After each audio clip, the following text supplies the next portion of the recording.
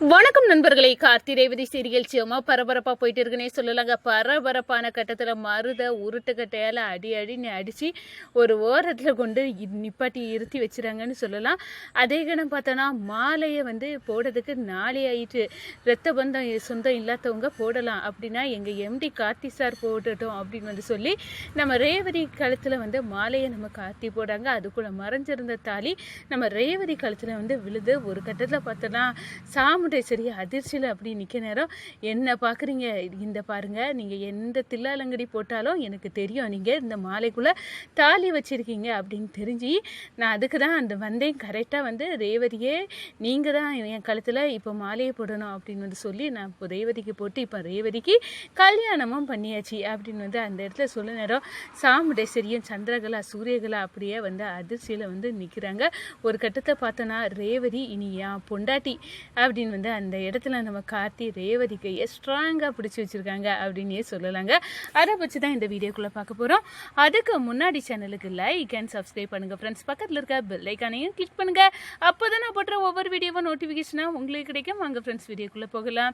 First எடுத்த உடனே பார்த்தோன்னா ஒரு செம அதிரடியான பரபரப்பு கட்டம்னு சொல்லலாங்க. பரபரப்பான கட்டத்தில் நம்ம பார்க்க இருக்க நேரம் தான் கரெக்டாட்டு நம்ம ரேவதி விளக்கு எல்லாம் சுற்றி கொண்டு இருக்காங்க. இப்போ மாலையை மாப்பிள்ளை போடட்டும் அப்படின்னு சொல்ல நேரம் நம்ம சகலை இன்னும் வரலையே அப்படின்னு மயில் நம்ம கார்த்திக்கு கால் பண்ணுறாங்க. அப்போ தான் கார்த்திக் கிட்ட இன்னும் கொஞ்ச நேரத்தில் வந்துடுவேன், நீங்கள் அதுக்கு முன்னாடி ஒரு வழி பண்ணணும் அப்படின்னு நம்ம மருதுக்கு ஒரு வேலை செய்ய வைக்கிறாங்க. நம்ம மயில் அதை செய்த உடனே மருதுவால் இருக்க முடியலை. நான் ரெஸ்ட் ரூம் போயிட்டு வரேன் அப்படின்னு ரெஸ்ட் ரூம் போகிறாரு.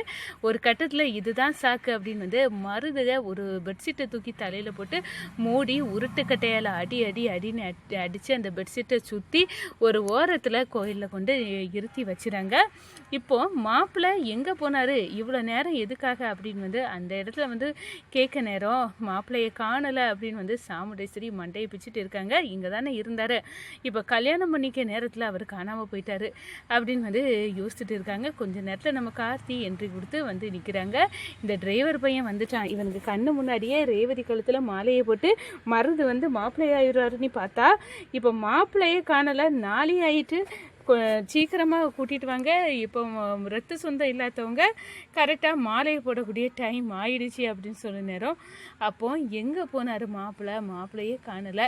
அப்போ ரத்த பந்தம் இல்லாத ஆளுனா எங்கள் எம்டி கார்த்தி சார் இருக்கார்லம்மா, அவரே மாலையை போடட்டும் அப்படின்னு ரேவதி ஒரு பதில சொல்ல சாமுண்டேஸ்வரி அரண்டு போய் நிற்கிறாங்க. இல்லை ரேவதி, இது நம்ம குடும்ப விஷயம், இவர் தான் போடணும் அப்படின்னு கார்த்தி அவர் தான் போடணும் அப்படின்னு மருதுவை காட்டி சொல்லுவாங்க. ஆனால் மருது தான் இல்லையம்மா, இப்போ என்ன டைம் ஆகிட்டு இருக்குன்னு வர சொல்கிறாங்க. அப்படி இருக்க நேரம் கண்டிப்பாக என் கழுத்தில் மாலையை போடணும்னா எம்டி போடுறதுல தப்பு இல்லை, எம்டியும் நம்ம குடும்பமும் ரத்த சொந்தம் இல்லைல்ல அப்படின்னு அந்த இடத்துல சொல்லுறாங்க. ரேவதி சாமுண்டேஸ்வரி கிட்ட வேறு வழி இல்லாமல் ரேவதி கழுத்தில் மாலையை போடுறாங்க. நம்ம கார்த்தி போட்டதோடு மறைஞ்சிருந்த தாலி நம்ம ரேவதி கழுத்தில் விழுது. ஒரு கட்டத்தில் பார்த்தோன்னா என்னம்மா என்ன இது கூத்தா இருக்குது, மாப்பிள்ளை என் கழுத்தில் மாலையை போடணுன்னு நீங்கள் மாலையை கொண்டு வச்சுருந்தீங்க, ரத்த பந்தம் இல்லாதவங்க போடணும்னு போட்டால் நம்ம எம்டியை வச்சு போட வச்சு. ஆனால் இதில் ஒரு கூத்து என்னென்னா, அவர் போட்ட நேரத்தில் எப்படி என் தாலி என் கழுத்துக்குள்ளே வந்துன்னு எனக்கு புரியலை. மாலையை தானே நீங்கள் வச்சுருந்தீங்க, அது பிறகு தாலி எப்படி வந்துச்சு அப்படின்னு அரண்டு போய் நிற்க நேரம். எல்லாம் உன் அம்மாவோட திருவிளையாடலில் தான் இருக்கும், மருதுக்கும் உனக்கும் எப்படியாவது கல்யாணத்தை பண்ணி வச்சிடணும், நீ இப்போ நான் சம்மதிக்க மாட்டேன் உடனடியாக பண்ணதுக்குன்னா அதுக்காக தான் உங்கள் அம்மா இப்படி தாலியை வாங்கி கோர்த்து வச்சுருக்கா போலுக்கு அப்படின்னு ராஜராஜ சொல்ல நேரம். உங்கள் அப்பா சொல்லதை நம்பாத, உங்கள் அப்பா சும்மா கடுப்பில் என் மேலே இருக்கார், அதனால தான் இப்படி சொல்லார். அப்போ எப்படிமா இந்த மாலைக்குள்ளே தாலி இப்போ கார்த்தி எம்டி சார் மாலையை தூக்கி போட்டார், என் கழுத்தில் தாலி எப்படி, அது உங்கள் எம்டியை தான் கேட்கணும் அப்படின்னு நம்ம சாமுண்டேஸ்வரி சொல்கிறாங்க. அப்போ தான் இந்த பாருங்கள் அப்படின்னு மயில் அத்தை நீங்கள் தாலி வாங்கின ரசீது என்ன இருக்குது, நீங்கள் இந்த கடையில் போய் தாலி வாங்கியிருக்கீங்க, எல்லாமே தெரியுது, அப்படி இருக்க நேரம் ஏன் அத்தை நீங்கள் மறைக்கிறீங்க அப்படின்னு சொல்ல நேரம் மறுபடியும் சகலை ரேவதி கழுத்தில் தாலி கட்டி இந்த வீட்டோட மாப்பிள்ளையாகிட்டாருங்க அப்படின்னு மயில் சந்தோஷப்படுறாங்க. இந்த சைடு பார்த்தோன்னா அம்மா இப்போது நான் எங்கள் எம்டி சாரோட மனைவி ஆகிட்டேன், நீங்கள் மருது பாட்டியோட பேரை எனக்கு கல்யாணம் பண்ணி வைக்கணும்னு சொன்னீங்களே, ஆனால் கடைசி நேரத்தில் பாட்டியோட பேரை எங்கம்மா போனார் அப்படின்னு அதுதான் தெரியலை ரேவதி. கடைசியில் இந்த டிரைவர் பையன் போட்டு உன்னை மறுபடியும் சொந்த சொந்தமாக்கிட்டான், இது எனக்கு பயங்கர கடுப்பாக இருக்குது அப்படின்னு வந்து சாமுண்டேஸ்வரி வந்து நினைக்கிறாங்க. ஒரு கட்டத்தில் பார்த்தோன்னா நம்ம கார்த்தி வந்து சாமுண்டேஸ்வரியை பார்த்து என்ன எந்த திருட்டுத்தனம் பண்ணியாவது ரேவதியை அந்த மருதுக்கு கல்யாணம் பண்ணி வச்சிடணும்னு பார்த்தீங்களா, ஆனால் ஒரு திருட்டுத்தனமும் உங்களுக்கு கை கொடுக்கலங்க.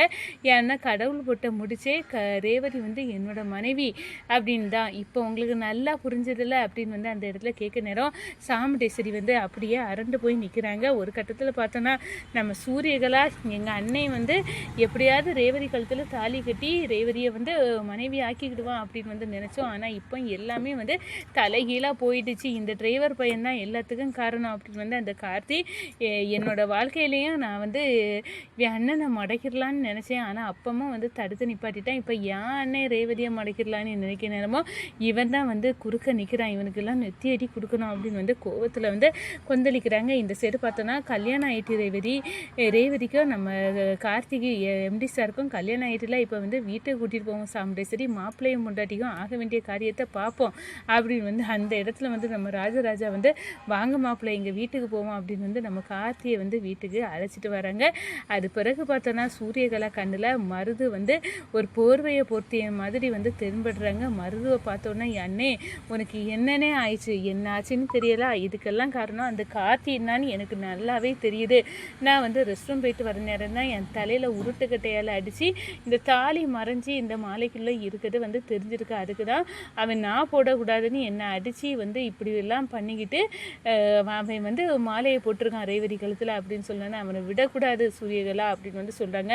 உனக்கு இருக்க அதே ஆத்திரம் தானே எனக்கும் இருக்கா, ஆனால் நம்ம போட திட்டத்தெல்லாம் முறியடிச்சு இவன் தினம் இப்படி ஒரு கூத்தை நடத்திட்டானே அதை பார்க்கவே எனக்கு கோபமாக இருக்குது அப்படின்னு வந்து அந்த இடத்துல வந்து கொந்தளிக்கிறாங்க அப்படின்னு வந்து சொல்லலாம். இந்த சைடை பார்த்தோன்னா ஒரு கட்டத்தில் பார்த்தோன்னா வந்து அப்படியே நம்ம ரேவதிக்கு கையை நம்ம கார்த்தி வந்து பிடிக்கிறாங்க. இந்த பாரு நீ இப்போ என்னோட மனைவி அப்படின்னு சொன்னதான். ஆமாம் நான் கூட எதை எதிர்பார்க்கல அப்படின்னு வந்து, ஆனால் எனக்கு பாட்டியோட பேரன் அப்படின்னு உள்ள இதுதான் பிடிச்சிருந்த அந்த மருதுகிட்ட சுத்தமாக அவர் பக்கத்தில் நிற்க கூட பிடிக்கல. ஆனால் இப்போ என் மனசுக்குள்ளே அவ்வளோ ரிலீஃபாக இருக்குது அப்படின்னு வந்து ரேவதி வந்து அந்த இடத்துல ஃபீல் பண்ணுறாங்க. நம்ம கார்த்தி ரேவதி கிட்ட இனி எங்கள் வீட்டுக்கு போகலாம், நீ இப்போ எங்கள் வீட்டு மருமக அப்படின்னு வந்து அந்த இடத்துல சொல்ல நேரம் என்ன சார் சொல்கிறீங்க உங்கள் வீட்டுக்கு அப்படின்னு வந்து சொன்ன நேரம் நம்ம சாமுண்டேஸ்வரி நான் ஒவ்வொரு பிள்ளைகளுக்கும் வீட்டோட மாப்பிள்ளையை பார்த்து இருக்குன்னா நீ வந்து அங்கே போவியா அப்படின்னு வந்து அந்த இடத்துல அரண்டு போய் நிற்கிறாங்க.